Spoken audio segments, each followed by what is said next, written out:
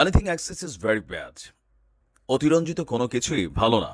দর্শক, এই মুহূর্তে সোশ্যাল মিডিয়া প্ল্যাটফর্মে একদিকে ভাইরাল ডিবি হারুন ভাইয়ের একটা লিঙ্ক, অপরদিকে আরো বড় লিঙ্ক ভাইরাল হতে যাচ্ছে। সেই লিঙ্কটা হচ্ছে নিজের পদটাই এবার হারাতে যাচ্ছেন, আর অলরেডি এক ধরনের নির্দেশনা দিয়ে দিয়েছেন কে? প্রধানমন্ত্রী শেখ হাসিনা। ডিবি হারুনের উপর প্রচন্ড বিরক্ত তিনি, প্রকাশ করেছেন ক্ষোভ। আর বাংলাদেশের প্রথম সারির গণমাধ্যম দৈনিক কালের কণ্ঠ, তারা যে প্রতিবেদন প্রকাশ করছে, চিনছেন তো পত্রিকাটারে, পুলিশের পিছনে ভালোই অ্যাক্টিভিটিস চালাচ্ছে বসুন্ধরা গ্রুপের মালিকানাধীন এই কালের কণ্ঠ পত্রিকাটি, যারা বেনজিরকে বাংলাদেশ থেকে বিদায় করতে সাহায্য করেছে। আর বেনজির এই মুহূর্তে, আমি বিশ্বাস করি সারা বাংলাদেশে একটা রিক্সাওয়ালার যে মান সম্মান আছে, এই সম্মানটাও বেনজিরের নাই। তবে পরিণতি কোন দিকে যাচ্ছে আমরা দেখছি যে ঢাকা মহানগর ডিবির প্রধান হারুন রশিদকে তার দায়িত্ব থেকে সরিয়ে দেওয়া হতে পারে। এমন গতকালকে সন্ধ্যায় যে 14 দলের সভায় একটা বৈঠক করেছিলেন প্রধানমন্ত্রী শেখ হাসিনা, সভায় উপস্থিত ছিলেন একাধিক নেতা। কালের কণ্ঠকে বিষয়টি নিশ্চিত করেছেন প্রধানমন্ত্রীর সরকারি বাসভবন গণভবনে সভাটি অনুষ্ঠিত হয়। এ সময় আওয়ামী লীগ সভাপতি এবং প্রধানমন্ত্রী শেখ হাসিনাও হারুনুর রশিদের উপর ক্ষোভ জানিয়েছেন। জানতে চাইলে 14 দলের একজন শীর্ষ নেতা নাম প্রকাশ না করার শর্তে কালের কণ্ঠকে বলছেন, প্রধানমন্ত্রী ডিবি হারুনের উপর যথেষ্ট বিরক্ত, তাকে পদ থেকে সরিয়ে দেওয়া হবে বলে জানিয়েছেন প্রধানমন্ত্রী। কি অবস্থা ডিবি হারুন ভাই, পরিস্থিতি কোন দিকে যাচ্ছে? জানতে চাইলে 14 দলের আরেকজন শীর্ষ নেতার নাম প্রকাশ না করার শর্তকে বলেন, প্রধানমন্ত্রী হারুনের উপর খুবই বিরক্ত, তাকে পদ থেকে সরিয়ে দেওয়া হবে বলে জানিয়েছেন প্রধানমন্ত্রী। 14 দলের সভাপতিত্বে মানে এই বৈঠকে আওয়ামী লীগ ছিল, ওয়ার্কার্স পার্টি ছিল, জাসদ ছিল, তারপর সাম্যবাদী দল ছিল, বাসদ ছিল, গণতন্ত্রী পার্টির সভাপতি, আরো অনেকেই ছিল। এখন কেন আসলে প্রধানমন্ত্রী ডিবি হারুনের প্রতি বিরক্ত, এটা একটা ব্যাখ্যা আমরা দেখাই। মাঝে মাঝে হয় কি যে anything excess is very bad. এটা কেন বললাম? যে বিভিন্ন সময় সরকারকে খুশি করার জন্য, নিজেদের পদ পদবিকে আরো শক্ত করার জন্য অতিরঞ্জিত কিছু ঘটনা করে, যেটা হিতে বিপরীত হয়ে যায়। যেমন ধরেন আবু সাইদকে যে গুলি করেছিল যে পুলিশ অফিসার, আপনি কি মনে করেন তারা ছেড়ে দেওয়া হবে? ছেড়ে দেওয়া হবে না। এই সরকারই তার কঠিন বিচার করবে। বউ তালাক দিয়া দিছে, জাতির সামনে মুখ দেখাইতে পারবে না, জেলের ভিতরে ঢুকলে সেইখানে গিয়ে পেদানি খাবে, তাহলে তার ফিউচারটা কি? আপনি বেনজিরের নমুনা দেখেন। বেনজির একসময় বলছিল টোকাইয়া টোকাইয়া ঘর থেকে নিয়ে আসবো, আজকে টোকাইয়া টোকা তারা বাংলাদেশ থেকে বের করে দিছে জনগণ। পৃথিবীর যেই প্রান্তেই থাকুক তার মুখে মানুষ ছু থু ছি ছি এরকম ডায়লগই দিচ্ছে। এখন ডিবি হারুন ভাই সর্বশেষ এই সমন্বয়ক ইস্যুতে নাম প্রকাশে অনিচ্ছুক একাধিক কর্মকর্তারা যেই নেতারা যে বক্তব্য দিয়েছেন, সেটার একটা নির্দিষ্ট কারণ আমার মনে হয় আর কি, এই 6 সমন্বয়ককে নিয়ে ভাতের হোটেলে ভাত খাওয়ানো, পাশাপাশি তাদেরকে ডিবি অফিসে বসাইয়া একটা বিবৃতি প্রকাশ করানো, যেটা নিয়ে সারা বাংলাদেশ এটা কি বিশ্বাস করছে না যে এটা একটা অপরিপক্ক কাজ। যে ডিবি অফিসে বসে একটা ছেলে, তার কি এত বড় কলিজা আছে যে বলবে যে না আমরা আন্দোলন প্রত্যাহার করবো না? একটা লিখিত বক্তব্য দিচ্ছে যেই ছেলেরা সারাদিন রাত মাইকের সামনে কথা বলে। এছাড়াও বাংলাদেশের বিভিন্ন জায়গায় গভীর রাতে যে টক টক ঠক ঠক আওয়াজ করছে ডিবির বিশেষ টিম, পাশাপাশি পুলিশের অনেক টিম, তাদের জন্য কিন্তু একটা সতর্কবার্তা এই নিউজটা, খেয়াল রেখেন। দিন শেষে আপনি যাই করেন, অত্যাচার, জুলুম, নির্যাতন, আপনার নির্যাতনের একটা রিয়াকশন কিন্তু ইতিহাস বা বলে প্রকৃতি তার নিয়মেই দেয়। আপনার দায়িত্ব দেওয়া হয়েছে আইন শৃঙ্খলা মেনটেনেন্সের জন্য, কিন্তু যখন আপনি সেইখানে ঊর্ধ্বতন কর্তৃপক্ষের কাছে ভালো হইতে চাইবেন, আপনি ফোকাসে আসতে চাবেন, তো ফোকাসে এমনভাবে আসবেন আমসালা সবই হারাবেন। আর বিপদে পড়লে সরকার আপনাকে সাপোর্ট দিবে না। বেনজির আর আজিজের নমুনা দেখা কিছুটা তো অনুধাবন করতে পারছেন।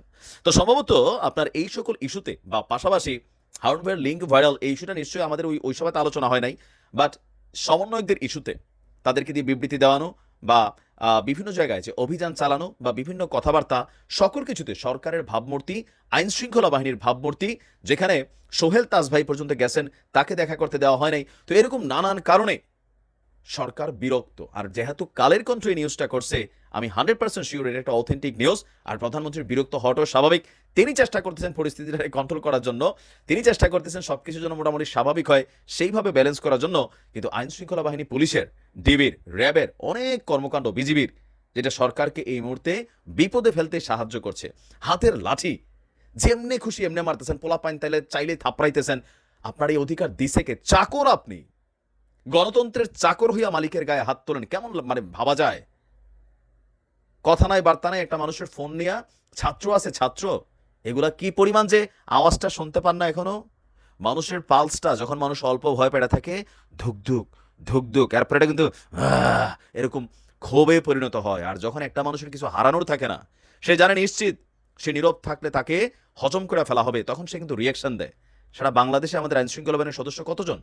এই মানুষকে যে উতলাইতেছেন, উস্কাইতেছেন, গেল কয়েকদিন আগে দেখেন না 100-র উপরে থানা, পুলিশ স্টেশন, বিভিন্ন জায়গায় যেভাবে মাইরা ঝুলাই রাখছে, এগুলো মানুষের ক্ষোভের বহিঃপ্রকাশ। আবার বিএনপি করুক, জামাত করুক, যারাই করুক, মানুষ তো সমর্থন দিচ্ছে এগুলাতে। যখন প্রকাশ্যে এই দেশের রাস্তায় পুলিশকে হত্যা করে ঝুলাই রাখে, মানুষ এটাতে সমর্থন দিচ্ছে কেন? কারণ আপনারা বিভিন্ন সময় মানুষকে এতটা পরিমাণ নির্যাতন করেন, অত্যাচার করেন, যে মানুষ আজকে জানে কথার কথা বলে এটা জঙ্গি গ্রুপই করছে, ধরলাম বিএনপি জামাতি করছে, কিন্তু কেউ তো বাঁচাইতে আসে নাই। কেন আসে নাই? আজকে মানুষ পুলিশ দেখলে তাদের প্রতি নেগেটিভ ফিল করতেছে। অন্তত গত 1 মাসে সেনাবাহিনী থেকে শুরু করে বিজিবি, র্যাব, পুলিশ, ডিবি মানুষের কাছে একটা ভিলেন ক্যারেক্টার হয়ে গেছে। সেনাবাহিনীও তাদের ওজনটা, অস্তিত্বটা অনেক হারাই ফেলছে। এটা আমাদের যারা সাধারণ মানুষ আছেন তারা কিন্তু এটা ফিল করেন, সেনাবাহিনীরও যারা সাধারণ মানুষ আছেন তারা ফিল করেন। কেমন আজব দৃশ্য ভাই! মিয়ানমার গুলি করে, আমরা বলি আমরা পরিস্থিতি অবজার্ভ করতেছি। বিজিবিরে ধরে নিয়ে যায় বিএসএফ, আমরা বলতেছি পরিস্থিতি অবজার্ভ করতেছি। আর দেশের ভিতরে নাইমা জনগণের টাকায় কিনে লাঠি, এই রাবার বুলেট, এই গুলি, আপনি অটো সেমি এই পিস্তল দিয়ে, রাইফেল দিয়ে রাজপথে নেমে যাচ্ছেন, মনে হচ্ছে সামনে কারা।